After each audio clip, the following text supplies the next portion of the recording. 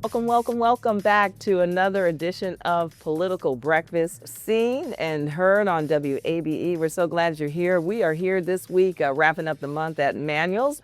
This is our second edition, and again, we're glad that you're here. I'm here with our strategist, Brian Robinson, our Republican strategist, and our Democratic strategist, Tharon Johnson. I don't know if you heard, we were talking about inflatables a few minutes ago. Halloween is what, how many days away? And what kind of inflatables do you This have? Friday. Yeah, this Friday. So we went to the pumpkin patch. Took our sons, China and I. We went way out to Henry County. So Lisa, I live in one of those neighborhoods where certain neighbors take certain holidays very seriously. And in my little working class neighborhood over in Sage Springs, Halloween is turned this year, turned up in a good way. So when you look at our street, we just had 2 pumpkins outside, and they were 2 small pumpkins that Tatum and Tyson picked. But the problem is, I learned the hard way. When you carve the pumpkin, it dies. So we were kind of inside. I thought we were getting some air. So last night I said, you know what? I'm gonna go out and put these inflatable monsters up. But now we just had this. It's kind of semi-tsunami overnight, and now the ground is moist and they fell over. So I'm going to let this sort of storm pass. And before I forget, this hurricane, I think it's Melissa? That's coming. So praying for everyone in Jamaica. Right. I know Brian likes to go to the Caribbean every now and then, him and Karina. I don't know if y'all go to Jamaica. I think y'all like to do it. We like Anguilla. Category 5. You like Anguilla? You love it. Like your little Turks and Caicos? Yeah, little Turks and Caicos. No, I can't afford TC. He give you first. But no, prayers goes out to everyone that's in harm's way with this hurricane. Hope no casualties happen. All right, you got inflatables too? We have a garage full of them that for whatever reason we did not put them up this year. That is something that for my wife and daughter like to do. I despise making up new work for me to do because then you got to put them back up later. I hate it. But the neighborhood is full of it, and it's fantastic. The trend this year are those tall skeletons. This is scary. You have one of those? But not the skeletons, but it's like little monsters kind of hanging out in the air. We have some scary stuff that is mechanical, like it pops out at you and this kind of stuff. And it will give you a startle for sure. Well, there's this one monster that pops 2 doors down from me, and it sounds like he is firing when it Oh God, yeah. This climate, you don't want that. No, I'm going to miss Halloween this year for the first time in my daughter's life because it inconveniently fell on Georgia-Florida weekend. That game. I'm going to be going to Big St. game. Simon's for that, and then down to Jacksonville on Saturday. So I'm going to miss Quinn's. Is that going to be a good game? Trick or treat. Is that going to be a good game? I hope not. I mean, I want us to just I don't know, stomp their though. faces in. Yeah, that's what I hope to see. Yeah. That's a good game to me. No tension. You can just enjoy the world's largest outdoor cocktail party and just let the cocktails be the fun of the day. The talk is Georgia Tech. The talk is Georgia Tech. Shout out to Tay. I got Yeah. Queen. Go Tag. Yeah. Mayor Dickens listens to this podcast. Yeah. At least he was at the State of the Region, Yeah. ARC breakfast. Huge shout out to them. They do great work. But he said Georgia Tech Go Jackets at least 3 or 4 times at breakfast. He was on the field this past weekend. And look, I'm worried about that game. But also, I know he's going to have to say something about Tech as well. But I'm not going to talk too long about our Falcons. Oh my God. Unwatchable. It was unwatchable. Every single Miami Dolphins friend that I have, this was the narrative all week long. You guys are going to kick our butts. Yeah. I'm not coming to Atlanta. Some of them came, some of them didn't. Even the tickets that I got for some of my Miami's friends, the worst in the league, right? they went to the game. They're like, hey, man, where are we going to meet you at halftime? And then they all say, look, I'm taking the Atlanta Falcons defense in my fantasy. I'm picking you all to win in whatever little illegal or legal betting league they're in. How did And we go out these nuts. Yeah, this is bad. I've never seen a city. What happened? I think it's couldn't a even watch. combination of not being prepared, coaching, Not being offense and defense. They prepared. didn't want to prepare offense and defense. And I also think that these guys, it's any given Sunday. Truly, anybody can beat on any given Sunday. Sometimes Thursday, sometimes. How do you not But you shouldn't be prepare? beaten by 30 points on any given Sunday if you're a professional team. Right? That's my point. Yeah. That's my point. You get paid millions of I dollars. want to say, how are you not prepared for Miami? And we lost by 30 to the stinking Panthers, too. I mean, and then turn around and beat the Bills, which is a fantastic team, a great organization with one of the best quarterbacks in the league.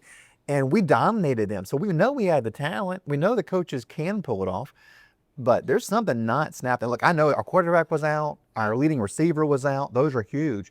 But this is the second best defense in the league, and they were porous on Sunday. I cut it off in the third quarter. Yeah. No mas. Well, also don't forget the 49ers. I mean, actually, I went to that game. Yeah, I know. I saw I that. had a little post, but the thing is, to B. Rob's point, we also dodged a bullet because had Kirk Cousins went out there and had a great game, it would have been a quarterback controversy. Absolutely. Right? But the fact that he gave us good old Kirk, this Kirk, Just plain Kirk. Yeah. and There was some miscommunication between him and the receivers. I'm not sure. I'm not smart enough. I know you play football. I didn't. So I don't always know. But there was something not clicking. between Something him not and the receivers. happening. yeah, a lot of business decisions were made on that field. On to your point, like by the second quarter, I think a lot of those guys were like, "Look, I just want to make it through. Don't want to get injured." But No. you know, we got now we got to go to New England, and then we go to Berlin and play the Colts. Now, I will not be either one of those guys. Not gonna waste your time. Well, here at home, in our political world, we have a lot going on, a whole lot going on. We talked about Stacey Abrams last week. Yeah. Tharon wasn't here. Tharon, any quick thoughts about that? We talked about her, she made an appearance at the No Kings rally, and there was some talk about, maybe she making a political statement. Maybe she might be running for something, possibly Georgia governor again. But Brian said, no way, she wouldn't do that a third time. Third time would not be the charm. But, who knows? Listen, she will play a role. Yeah, I agree. And will she be a candidate? Will she be a influencer? Quite frankly, will she take up another issue? Because let's not forget, this is the same woman who came within 50,000 plus votes of being a governor, the first black woman ever in history. When she goes and makes these speeches at No Kings, Warnock also spoke too. I don't think there was any coordination there. Let's not dilute the significance of that day. I mean, you had millions of people across the country, and Atlanta showed up. And by the way, nonviolent, little kind of push and pulling, maybe a little trash left out, but with no one dying, no one being assassinated, no one bringing out. So look, Lisa, I think that Stacey, we need her, but will she be a candidate? I think there's a lot of pushback against that, but there's also some folks that actually still kind of want to wait and see. And so I think that there would be some, there'll be some new polling coming out here pretty soon on both sides. Yeah. It is. Yes. Yeah, and there's going to probably be that December month where I think she'll look at it. But do I think she'll run as a candidate? I don't think so. But I think she'll be involved with her organizational skills, her ability to raise money, her ability to attract the crowd, create momentum. I think all those things will be needed. Yeah. I totally agree. She has a role to play. I just don't think it's as a candidate. And look, one thing that we discussed last week, I don't want to be repetitive, but the rest of the Democrats in the state stood aside for her in the past because she became this huge figure in national politics. They're not standing aside this year. It's too late to get into the field now and clear the field. I know Jason Estevez, one of the things that he waited on before he got in this race was to see what she was going to do, because he wasn't going to get into a field against Stacey Abrams. So the fact that he got in said to me, oh, maybe they've had a talk and she's not going to do it, but she wants to have some mystery about what she's going to do. She wants to be in the conversation, which is so important for politicians wanting to stay relevant. So I just don't see her getting in at this juncture. I agree with Tharon that her role is as a framer of issues, a mobilizer, a fundraiser. And look, I will criticize her on numerous levels. All of those things I mentioned, I think she is excellent. I've always had a lot of respect for her talent and her intelligence. I mean, even when she was House Minority Leader in the governor's office with Governor Deal, we knew she was probably IQ-wise the most smart legislator in the General Assembly. She's very bright, but I just don't think that she's connecting with Georgians anymore. And I think a 7-point loss sort of indicates it's time to move on. Real quick, I think is a little, she's connected. Let's be clear. This woman still draws an enormous amount of people who support her. She just had a book event here. The rallies. I hear about her being able to encourage people to get involved and actually stay advocates. So look, you can't dilute the significance she has. I haven't spoken to her and seen her in years, but I know that her presence is always felt. And so I think that to say that she doesn't not welcome or people have kind of moved on, That's not necessarily true. I think what we're trying to do as Democrats right now is who is going to be the best person to put together the winning coalition to win next November. Yep. And I think Stacey Abrams will have a role in that, but I don't know if it'll be as a candidate. But either way, she's earned the right, Lisa, to take as much time. To have a voice, Oh, yeah. She's earned it. She can take as much time. She can travel. Look, let's not success shame her. She's making money, and it's okay with black women making money. I actually like when black women make money. But anybody makes money, right? Says the guy married to the dermatologist. Yeah, good to know. Yeah, no, I'm all about She it. is a very successful author. Yeah, she really is. Josh McCune making news, saying the bickering on the Senate Yeah, side about needs that. to stop. Yeah, So what will his voice make a difference? You know, Josh is emerging as a really vocal Republican leader in the state, and which, you know, he's the chairman of the party. You would think that's natural, but oftentimes the chairman of the state party is sort of a behind the scenes character, and he's emerging as somebody really putting his voice out there. We've seen him be very active in the Public Service Commission race, getting out there and saying things, you know, putting out some statements last week when there was the arrest of the Democratic activist at the Public Service Commission. Now, granted, I think it's wishful thinking.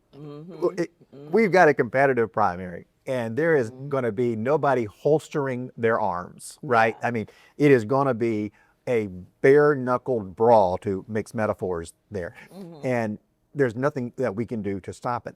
Look, if Republicans wanted to have a ceasefire, if they wanted to avoid a competitive primary and all of the infighting and the waste of money that comes with it, that should have been decided in November of 2024. We should have come out of the presidential. It was no shock to anyone that John Ossoff was going to be on the ballot in November of 26. We knew it was coming. We should have all gotten into a room and said, okay, who's going to do this? Let's get behind them. We're facing an incumbent who's going to have, I don't know, Tharon, $250 million probably spent on his behalf, either between his campaign and outside groups. So how do you beat an incumbent Democrat with a Republican in the White House? So we know the environment is going to be extra tough. We missed an opportunity to have a consensus candidate. And I know Kemp came in with Derek Dooley hoping that he could be the consensus candidate. He met this profile that Kemp was looking for, somebody who didn't have a voting record in Congress that could be attacked, someone who's an outsider. But it was too late in the process to avoid that fight. There is no consensus candidate. We are going to have a really tough and very expensive primary, and they are going to rip each other's skin off. That is just how it's going to be.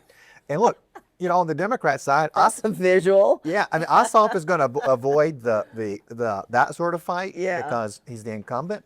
But look, Democrats are going to face that in the governor's race. That's a big field, and somebody's got to break out, and you've got to take down the other guy to kind of open up your own lane, right?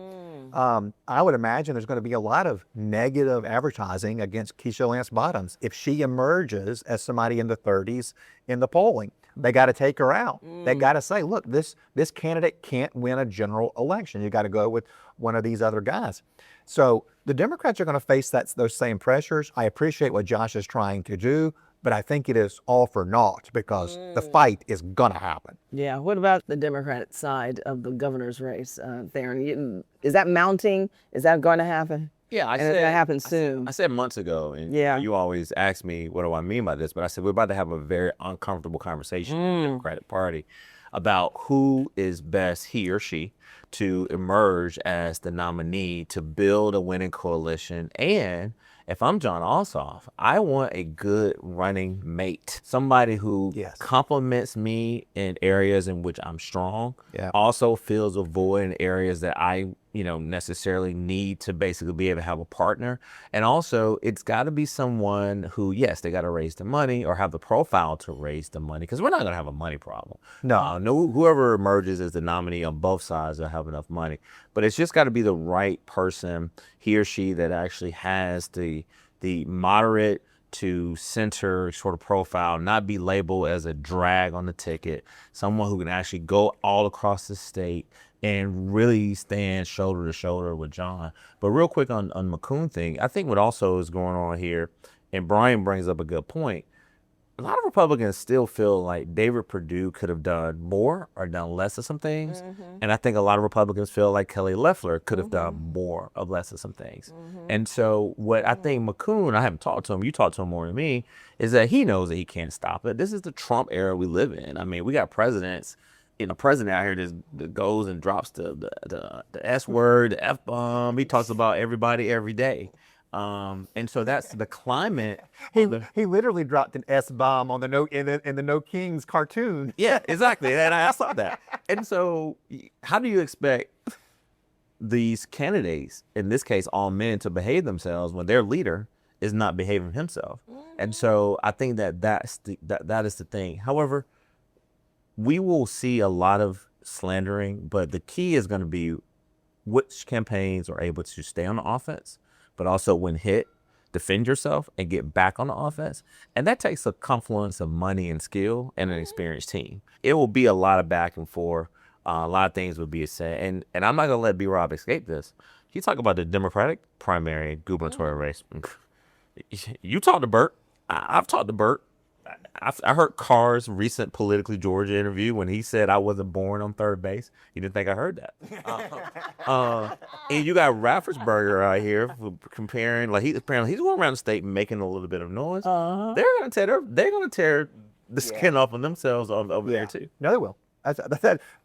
You're absolutely right. Yeah. I mean, so that's what primaries are about, right? And one thing I want for listeners to understand on this is the reason why primaries are actually nastier than general elections is in a general election, you can post up against each other on issues. Right. You know? You got to get there. You got to get there first. Yeah. And in a primary, for the most part, everyone's in the same place on the issues. We're all seeing the same polling. We all know what Republican primary voters want to hear and what's going to move the needle with primary voters.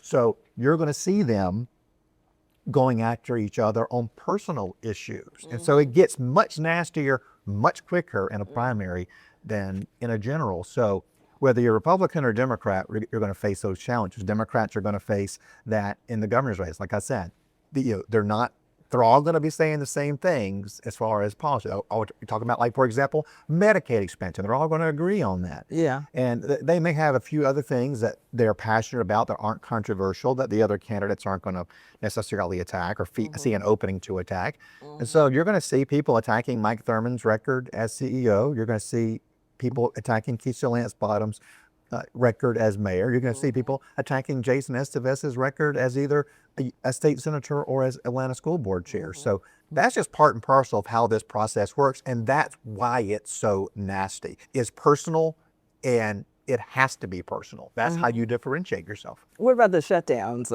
The shutdown, is it going to play into local politics as well? I don't see that happening. Americans are so used to these sort of scandals now and blow-ups and controversies. They move on fairly quickly, particularly in a Trump era where he is so able to move the ball down the field when it comes to news cycles, that so much happens under a Trump presidency that you quickly forget what happened yesterday. Yeah. Much less what happened 6 months ago. Yeah. So, I think let's say that this ended this week, which I don't particularly see happening. If it ended this week, we would have kind of gotten through yet another one of these without a whole lot of pain. There's a little bit of pain. Some federal workers are getting delayed paychecks. We're seeing backups at Atlanta Hartsfield Jackson Airport now at TSA because the workers aren't getting paid, so they're going to quit showing up. That's pretty normal, and you can't really blame them for that.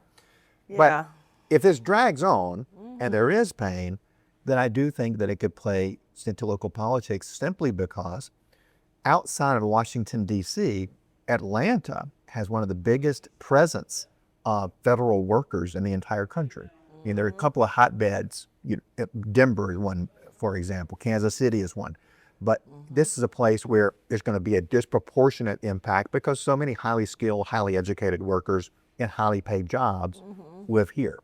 So Brian is right. Most times in a primary and Republican Democratic side, pretty much everyone is aligned on the issues. Like, it's very simple on the right side. You want to stop, as they call it, illegal immigrants from coming into this country. You want to try to cut taxes for the wealthy. You want to make sure you do all these things. Well, on the Democratic side, it's fighting against Trump, but it's also making sure that you're fighting for something. And so if you look at the polling that I've seen recently, if you say you're against Trump on the Democratic side, check. Like, Right. folks are going to be like, all right, let me pay attention to this woman or man. But then it gets into, like, let's just talk about healthcare. You know, how are you going to go beyond, okay, we need to expand Medicaid? Well, you know, BK, Governor Kemp, has made it pretty clear. There's no expansion while he's still in the office. So what are ways that we can do to try to help our rural hospitals from closing? And I think when it comes around jobs in the economy, supporting small businesses, you'll see some of these gubernatorial candidates go back and forth on that. You have Keisha Lance Bottoms, who's saying she wants to eliminate sales tax, teachers paying income tax. Michael Thurman is saying that he'll eliminate the sales tax for workers, essential workers, frontline workers in hospitality, construction, you name it, on overtime and on tips. And so you'll have these proposals that kind of come out. So I think on the Democratic side, traditionally it's always been, hey, we agree on pretty much 90% of the things, but you'll see these candidates have a robust debate about education, about healthcare, about jobs, and also not just being against Trump, but what are we fighting for? Because the Democratic establishment, the voters have made it very clear. We want you guys to fight more. We need more pushback.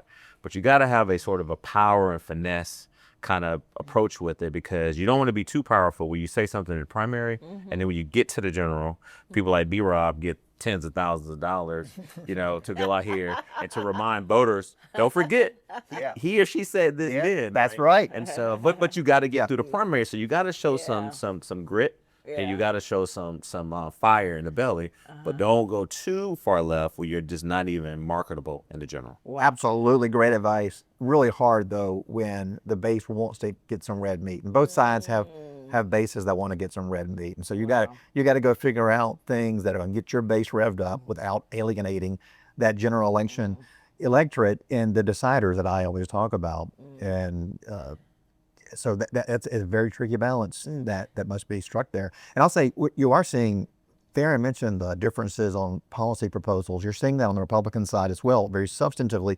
Burt Jones saying, I'm going to eliminate the income tax. You see Chris Carr saying, well, let's just make sure we have the lowest tax burden in the Southeast. And because property taxes are getting to be a big issue, and that's what we're hearing the most about from Georgians is property taxes. And then you got Raffensperger coming out talking about eliminating property taxes for senior citizens. So all of them are approaching taxes in different ways. You know, that is something that's not negative. That's not an attack on anybody, that voters can differentiate and see which of those is best for them or their families. Yeah. Well, with all that said, you have opinion pieces like this one that came out recently. Can Michael Thurman be Georgia Democrats' fixer? Any thoughts on that, Tharon? No, listen, Patricia Murphy tweeted out last week this article, and she announced that she will be doing profile pieces on everyone running for governor, I guess at least on the Democratic side.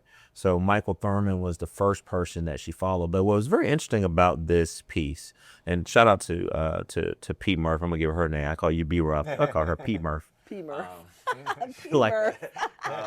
But P. Murph did a good job of getting outside of metros. Number one, she followed him to Columbus. Number two, he was in a black church. And I want to quote something that he said. He said, leaders are not speaking to their biggest worries: groceries, car insurance, rent, childcare. People are not interested in all the partisanship. They want the answer. But first, they want to know that you care. And so that's a quote when he's talking about voters, and he's in a black church. But also she covered in this article, Lisa, he had a direct message to black men. Lord knows if I had to hear Brian Robinson talk about how black men were going to just run in droves to Trump and the Republican Party. Well, guess what? I'll say this as a Democratic strategist. This black man wave did not happen that he was anticipating.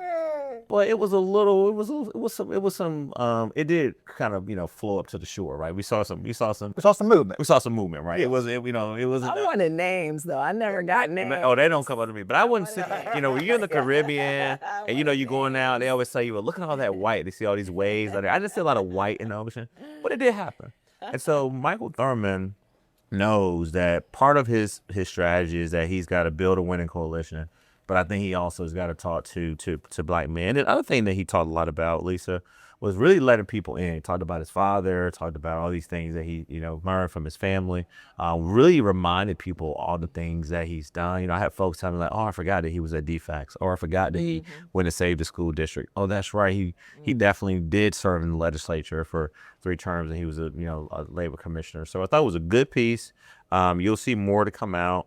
But I think that the fact that he was in Columbus, Georgia, which has a tremendous amount of growth happening, and the fact that Patricia really sort of deemed him as this potential fixer, and that's what Democrats need. We need somebody that can go in to fix things, but also fix what's broken in the party first. And then if elected governor, he definitely has the track record and the reputation for being able to work across the aisle to do what's best for people in Georgia. Yeah. Is he raising money? He's raising money. Yeah. Everybody's raising money right now. And the economy is tight, Lisa. Yeah. I mean, I was talking to the owner of Manuel's before you guys came in, and the fact that we're here, and I'm getting my Diet Coke this time, and I may get some wings to go. It's still a little too early to attend right now. But the volume is still there as far as restaurants, but the actual purchase level is there. So you have to raise money, but he's raising money. He's making calls. He's having fundraisers, and I know because people come back and tell me, and people tell me that they're hosting things for him, and he's kind of old school. He don't put everything on social media, but I've been really happy with his social media presence. Yeah, I don't think it can be a fixture for the state because Georgians feel like the state's kind of going in the right direction, even if they don't think the country's going in the right direction. But I do think that where the fixture label could come in for Mike Thurmond, and there are other candidates there who could kind of fill that role as well, is in building that coalition that Tharon keeps talking about that gets you over 50+1. And obviously Stacey Abrams in the last round wasn't able to do that. Joe Biden and Kamala Harris weren't able to do that in the last round here. So I think anytime you're in a state where your party starts at 47-48%, and you got to get, and I would say that the Republican folks are at around 49%. That's what Herschel Walker got in that runoff in 2022. And so I think that's kind of where the low watermark is for Republicans. And I think what the Democrats need, that the fixer that they need, is somebody who can give them that extra one or 2 points.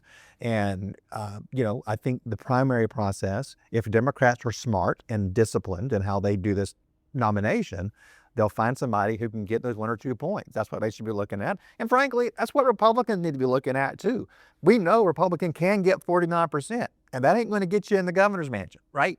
We got to be thinking very strategically about who can keep the coalition together, who the deciders will stay with, as opposed to abandoning Republicans and going to vote for the Democrat. The other thing that Patricia mentioned in her article, Lisa, real quick, is that she said that GOP strategists around the state say it's not so much his lengthy resume, but it's his retail political skills they worry about, and it would make him a threat to Republicans in a general election. What B-Rob just talked about is that if we elect the right person that can actually go out and get that 2 to 3%, it's a combination of getting people who've kind of sat on the sidelines back, but more importantly, how does he appeal to some of these disaffected, disillusioned, disenchanted Republicans? Brian wants you to believe that it's just all rosy and everybody just loves what Trump is doing. While his approval rating is right there, but when you get into some of these issues, particularly like how he's handling the cities around ICE, the Republican hardcore voters like the fact they're going in there. But if you talk to these moderate independent voters, I think they don't like how that's going. The economy is not where it should be. Inflation still exists. And last time I checked, we're still in the war in Ukraine. I think Putin just said, I want some long missiles, or Zelensky said, hey, I want missiles, some Tomahawk missiles so I can go there. So, while you do have to give the president some credit in Gaza, but a lot of things that he promised the American people hasn't been fulfilled yet. Tharon hit on something really important here. First, let me clarify. When I say people think Georgia's going in the right direction, I'm talking about Brian Kemp, Republican legislature, that not so much Trump. But I am not hitting the alarm when it comes to Trump and the impact on Georgia. He has maintained numbers above 45%. And as long as he does that, I feel pretty good going into November of 2026. Now, if he gets into the low 40s, forget about it. I mean, the Democrats are gonna have some big pickups, maybe even the governorship. So that Trump number is hugely important because all politics is national now, and it drives turnout. And it drives your opinion on local candidates as well. So it matters, but I think for the most part, Georgians feel like Georgia is going in the right direction under Republican leadership. And that's a challenge for a Democrat challenger promising change. Tharon hit on something else that's really important, and that is affordability. Any poll right now, whether you're polling Democrats, Republicans, or the general election, they're going to say, my number one issue is affordability / inflation / economy. But I don't want to use that last / economy because people mean jobs, they can mean stock markets, they can mean a lot of things. It is affordability. It is what is you're seeing when you try to buy a home, when you go to the grocery store, and healthcare. So we're seeing a lot of this Washington talk right now revolve around healthcare. Well, the underlying issue isn't healthcare. The underlying issue is affordability. And that's what Democrats in Congress are talking about. And Republicans have got to find a way to continue talking about affordability too. So Republicans running for governor, running for U.S. Senate, they got to find a way to speak to Georgians where they're at on that issue. You know, I think there's this old view of Republicans as the country club set. Well, that's not the case. The country club set has become Democrats to a large degree. A lot of the Republican base is working class, and they are facing an affordability crisis in this state. We got to build houses, and there's no governors going to be able to lower grocery prices. That's not how this works. But they got to be able to talk about it to Georgians, to let them know that you understand where they are and where they're coming from, and that will determine how you act on local issues, understanding that they are being squeezed. Didn't we hear that the last election cycle, though, Well, that the did. messaging... Because it was number one last year, too. Yeah, but the difference now is that they went out to bite. I mean, Right, that's besides never B-Rob talking about he was old, and he was right. I mean, up until that debate, I was fighting you tooth and nails about, no, he's fine. But the difference is now Trump is in the White House. Yeah. They control the Senate. They control the House. And the other thing that I'm starting to hear a lot, Lisa, is we're the number one state to do business, but we can be the number one state to do, and you're going to hear probably a dozen things that we're not number one in. I mean, I can name a few: maternal mortality, affordability, cost of living is what Democrats are saying, right? People can't afford to live in this state. But one thing I want to say is this. You know, we gave Marjorie Taylor Greene a little credit. I gave her a little bit of a shot. She came to the side and she started saying, hey, we need to really extend these tax credits with the Affordable Care Act, these subsidies. But what we found out is there are more registered Republicans in the open market, right, in the marketplace, buying insurance than Democrats. And so what the Republicans are figuring out, to Brian's point, yeah, it's working class folks that they're going after, but Democrats, we got to say, look, hey, we're fighting for you, and we've been fighting for you. Obamacare, Affordable Care Act, it may not have been popular with you because of the actual architect of it and the owner of it, but there are just as many white working class Republicans in this state who are on the verge of losing their health care. We sit here right now with open enrollment in this state is about to end. And we talk about SNAP benefits being taken away possibly on November 1st. But if these subsidies and these tax credits expire, that's what MTG was really getting ahead of. So Brian is doing a good job of saying, hey, we got to talk about this in a different way. But I think that if you look at most Republicans, they say, hey, we're just the number one state to do business. We're fine. Got a high approval rating of the governor. But there are some things underneath there, right? Once you lift the hood, there's a few points there where I think some Republicans can say, you know what? That person makes a good point. Education, healthcare, really making sure that we secure our ports, making sure that they get everything they need. And you look at what happened at the Hyundai plant. Some of my folks tell me that now it's like, all right, well, you moved all these people back to Korea, but these are jobs that if people in that southeastern coastal area of Georgia can do, give us those jobs. And it's been a booming as far as the housing market, but a lot of folks are being priced out because it's so much volume down there. That's right. And look, we're seeing the affordability issue play out on the front lines of this Public Service Commission race. That election is next Tuesday. And so you're seeing the Democrats say, we're going to lower prices by taking it to Georgia Power and holding this corporation accountable and lowering their profit margins. And you got Republicans saying Democrats are going to make cost explode by putting in green mandates that are less reliable and more costly to produce energy. So you see both sides talking about affordability in their own way. Affordability, affordability, affordability. That's what I'd be talking about, man. Yeah. I tell them, look, I don't play a Republican operative on the radio and TV. Yeah, and Tharon doesn't play an operative either. we are in real life.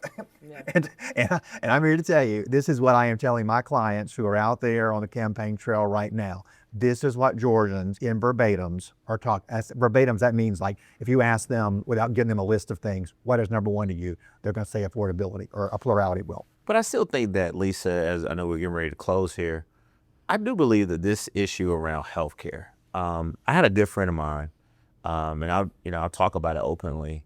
We're at the age now, I made a comment the other day, I said, man, like I was on Georgia gang, you were with me, I gave 3 condolences. These are very prominent women who unfortunately have passed away. So I was like, man, did I notice that this many people was passing away when I was younger? I'm like, maybe not.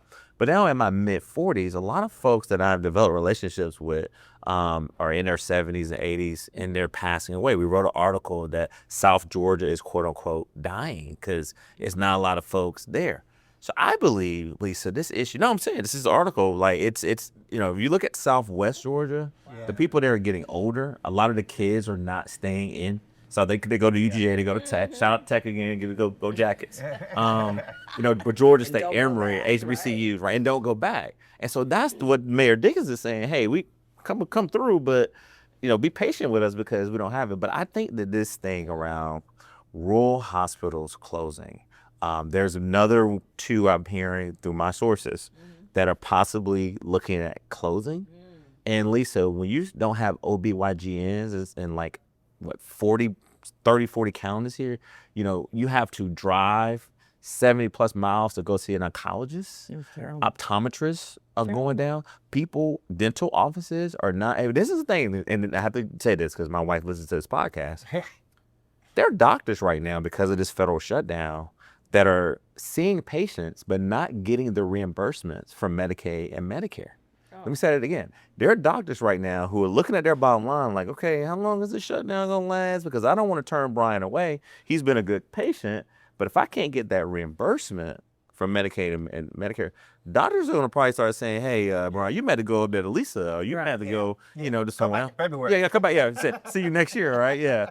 Call Trump. Like, he's the reason why. Yeah. So when you start having doctors, women and men, have studied, and these patients are coming in, they've been dependent on this federal assistance, and not being able to get those reimbursements for things like, simple checkups and breast cancer screenings.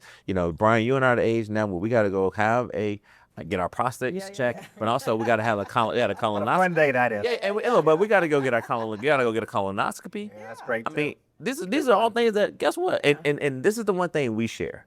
And one thing I think people like about the podcast, and this is what I've been telling these candidates too, and I think the article with Michael Thurman did this too, you got to open yourself up with. People want to know you're relatable. But we both have spouses where we're on their insurance. Yeah. Because we're small business owners, right? So the amount of insurance that it costs for us, I know you looked at it, I looked at it, I was like, hey, what's your insurance look like? Yeah. But let's just hypothetically say if something happens to our spouse. So think about how many people right now are out there depending on their spouse. And if the spouse says, you know what, I don't want to do this anymore. Or those federal workers. Because one good thing that we used to do, guess what? What was the one area, profession, or place you can go to with the most job security? It was the government. If you wanted to go have a Good government job. Good government job. That's what we say, good government job. Now the good government jobs are gone. It is now the least stable that you can have. And so you have a lot of direct families that are being directly impacted because of the shutdown. And it's going to hit this week. This is the first week, read it this morning. Yeah. That when you look in that account, and mortgages it ain't due, rent due. Yeah, those checks are not coming.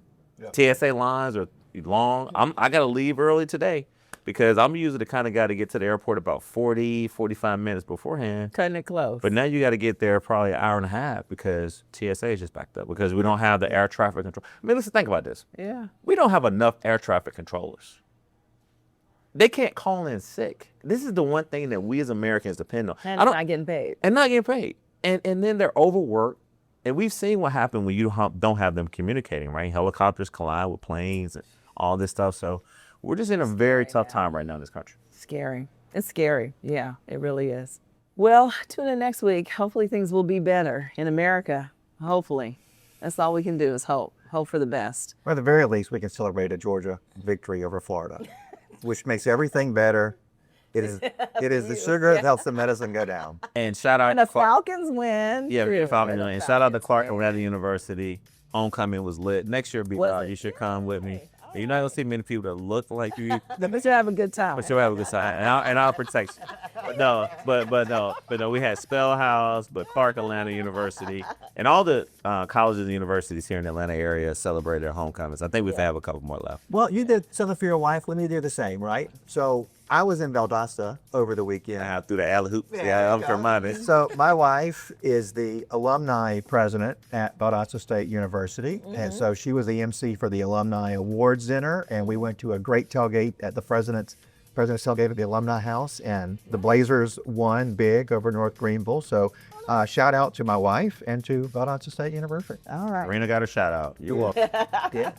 Thanks for checking in with us, and we'll see you next week.